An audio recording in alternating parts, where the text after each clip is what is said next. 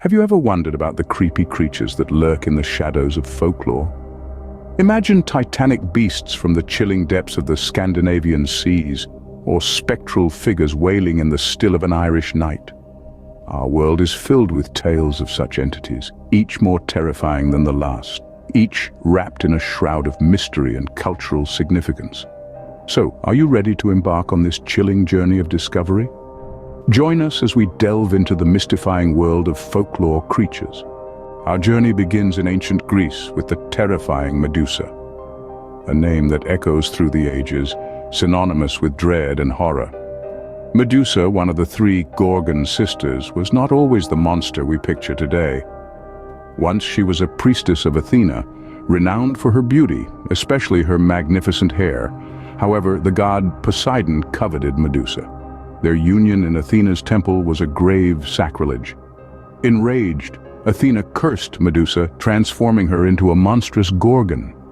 Her beautiful hair became venomous snakes, and her gaze, once admired, became a curse. One look from Medusa could turn a man to stone, an eternal prison that not even death could release him from. Medusa's tale is not just one of horror, but also of isolation and despair. Banished to an island at the end of the world, she lived a solitary existence. Her only companions were her two immortal Gorgon sisters, Stheno and Euryale. But Medusa's tale did not end there. The hero Perseus, son of Zeus, was tasked with bringing back the head of Medusa. Armed with gifts from the gods, including a mirrored shield from Athena, winged sandals from Hermes, and a sword from Hephaestus, Perseus embarked on his perilous journey. The climax of Medusa's tale is as chilling as it is tragic. Perseus, using the mirrored shield to avoid her deadly gaze, beheaded Medusa. From her severed neck sprang Pegasus, the winged horse, and Chrysaor, the golden warrior. Thus, Medusa met her gruesome end, her head used by Perseus to petrify his enemies. Medusa's story is a chilling blend of beauty, horror, and retribution. It serves as a stark reminder of the wrath of the gods and the consequences of their jealousy and rage. Yet it is also a testament to the enduring power of mythology, stirring our imaginations and haunting our dreams. Medusa, a horrifying creature whose gaze could bring about an eternal stone prison. From her tragic transformation to her gruesome end, Medusa remains one of the most iconic figures in Greek mythology. A tale that sends shivers down our spines, even as it captivates us with its dark allure. We sail north to the icy waters of Scandinavia, where the legendary Kraken lurks. Deep beneath the waves, this mythical creature of Norse mythology waits, a behemoth of the sea, a terrifying testament to the power of nature and the unknown depths of the ocean. The Kraken, said to be a gargantuan squid or octopus-like creature, is a formidable force. With its monstrous size, it's believed to be so large that its body could be mistaken for an island. Picture that for a moment, an island that moves, that breathes, that hunts. Its tentacles, colossal and powerful, are capable of enveloping and pulling entire ships under the sea, dragging the unfortunate sailors to their watery graves. A chilling thought, isn't it? The first documentation of the Kraken dates back to the 13th century, in the Old Norse sagas. These sagas, a collection of ancient Scandinavian and Germanic history, describe the Kraken as a creature so massive it's said to cause whirlpools when it descends back into the ocean. It's not hard to imagine the sheer terror it must have instilled in the hearts of the seafarers of old. Over the centuries, the legend of the Kraken grew. It was a tale told by sailors who ventured into the northern seas, a warning of the dangers that lay beneath the seemingly tranquil surface of the ocean. It served as a chilling reminder that we are not always the apex predators we believe ourselves to be. In the vastness of the ocean, where light fails to penetrate, where the pressure is so immense it could crush a human, the Kraken is king. It is a creature of the abyss, of the deep, a symbol of the untamed and the unknown. So the next time you look out at the sea, remember the tales of the Kraken. Remember the icy waters of Scandinavia, where the sea isn't just the sea, but a potential lair for a monster of epic proportions. The Kraken, a sea monster capable of devouring entire ships and their crews. We cross the sea to Ireland, where the haunting wails of the banshee echo through the night. The banshee, or Bean Sidhe in Irish Gaelic, translates to Woman of the Fairy Mound. She is an eerie figure in Irish folklore, a spectral entity, often portrayed as a woman with flowing red or white hair, who appears to certain Irish families known as the Five Great Gaelic Families. These families, who hold strong ties to ancient Irish nobility, share a chilling commonality: the forewarning of death by the mournful cry of the banshee. In the stillness of the night, the banshee weeps and wails. Her cry, piercing and eerie, is said to be filled with sorrow so profound that it can shatter glass.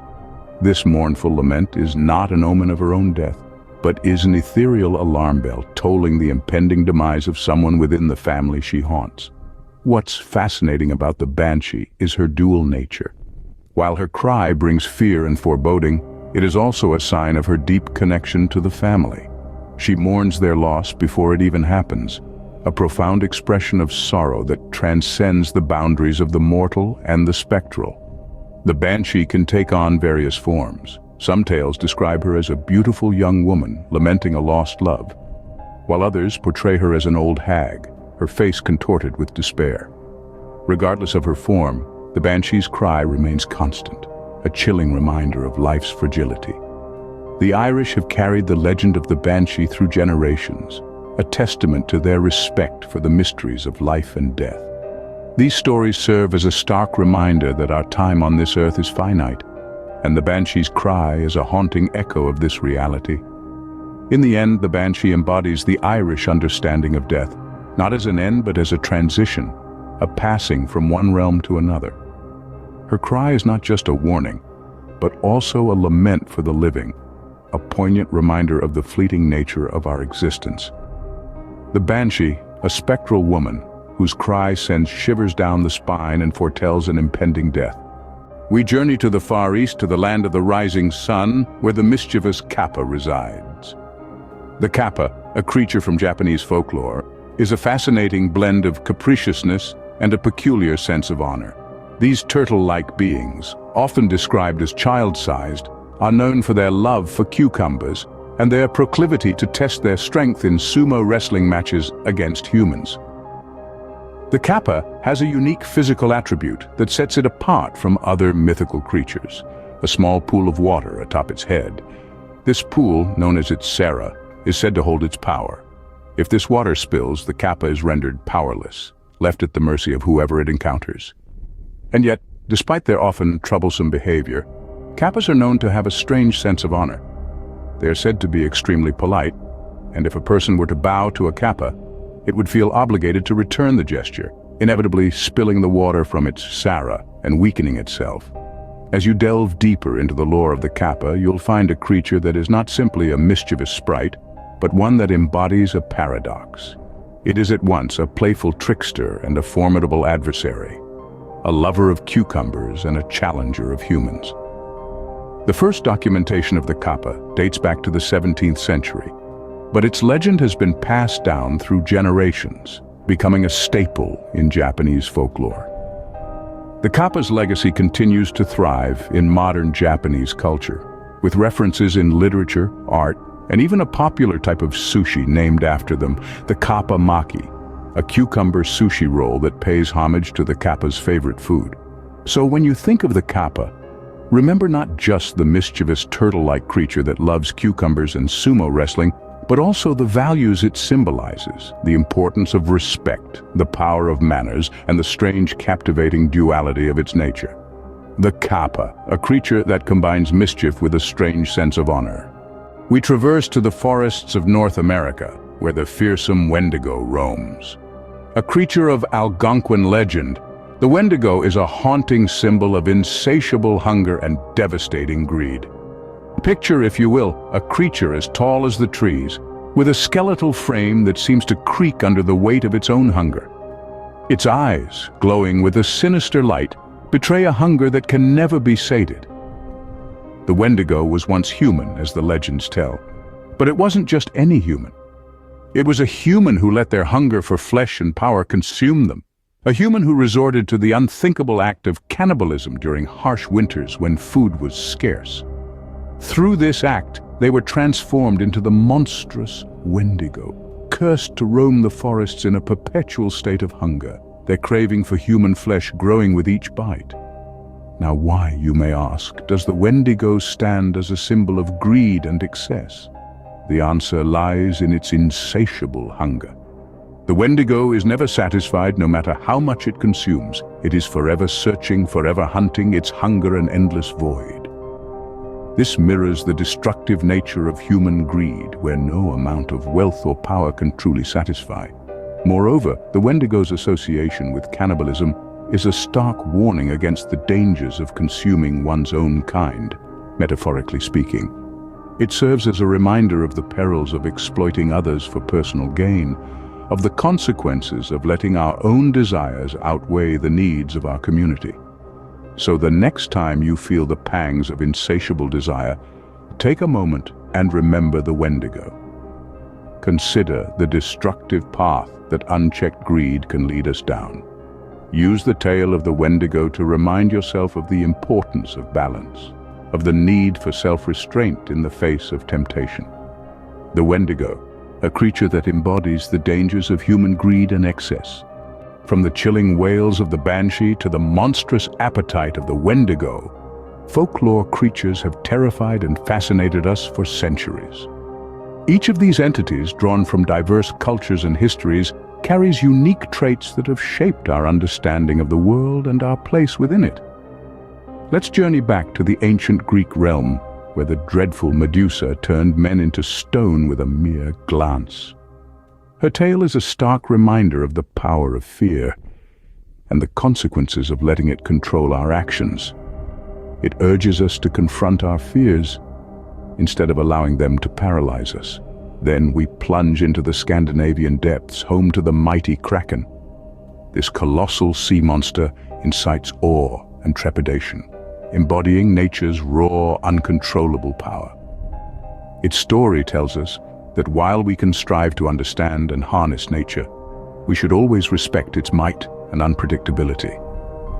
Next, we wander to the Emerald Isle, where the sorrowful wails of the banshee echo through the night. This spectral figure, associated with death and forewarning, prompts us to acknowledge and accept the inevitable end that awaits us all. It encourages us to cherish our lives and the time we have with our loved ones. Our journey then takes us to the land of the rising sun, where the mischievous Kappa lurks in rivers and ponds. This creature, while often portrayed as a trickster, also signifies the importance of respect and reciprocity in relationships, reminding us of the social bonds that knit us together. Last but not least, we delve into the chilling legends of the Native American Wendigo, a terrifying embodiment of greed and excess. Its tale warns us of the destructive consequences of insatiable desire, urging us to practice moderation and contentment. These creatures continue to haunt our stories, reminding us that there is always something lurking in the shadows of our imagination. They invite us to reflect on our fears, values, and aspirations, serving as mirrors to our collective consciousness. So the next time you hear a tale of terror or folklore, remember, these stories are more than mere entertainment. They are in fact timeless lessons cloaked in the garb of fantasy.